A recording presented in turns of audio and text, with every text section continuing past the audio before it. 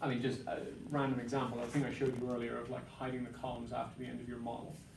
Like, I noticed when I was building, like some of the model law questions have like 30-year quarterly model or whatever, 120 columns, and I was just losing 5 seconds, 10 seconds over and over again of like scrolling over to find the edge of the thing so that I could copy it across.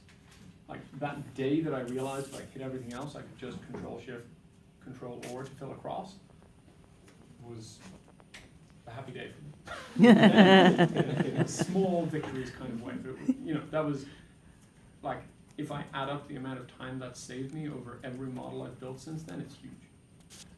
Even though it's only a few seconds at a time. So like, really kind of thinking deliberately about what am I doing, is there a better way to do it? And then I would say related to that is,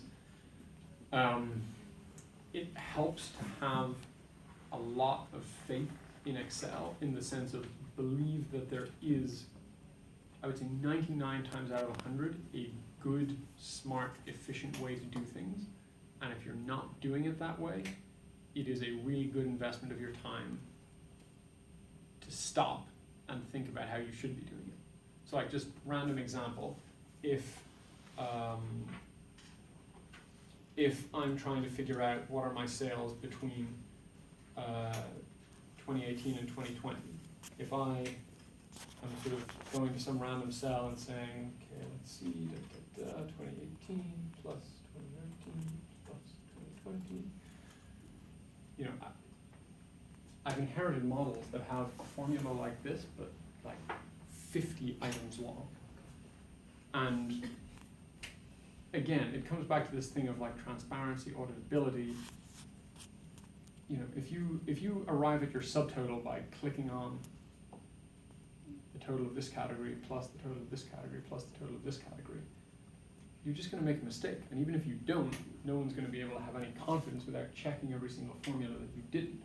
If you learn to use a sum-ifs, so that you can say, for example, sum everything in this column where this column says subtotal, or where this column ends with category total, or whatever, then you'll get, A, once you learn to do it, you'll be a lot faster, and B, it'll be a lot more reliable. Also kind of related to thinking about, is it worth learning to do macros? Like anything, especially if you get into a job like mine, where there's certain stuff that comes up every single month.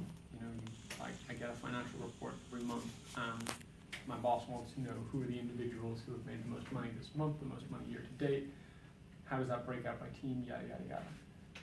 I do that every month, and so anything that I can do, either by running a macro or by setting up a spreadsheet in a way that I can kind of drop the data into a certain place, and everything is just linked to that already, so I just drop it in and it refreshes itself.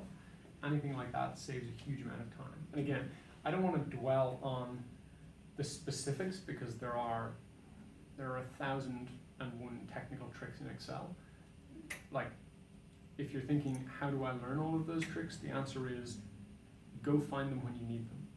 So in other words, if you're thinking to yourself, hey, I'm clicking and clicking and clicking and clicking, what's a more efficient way to add up everything that says subtotal? Go Google it, go find it.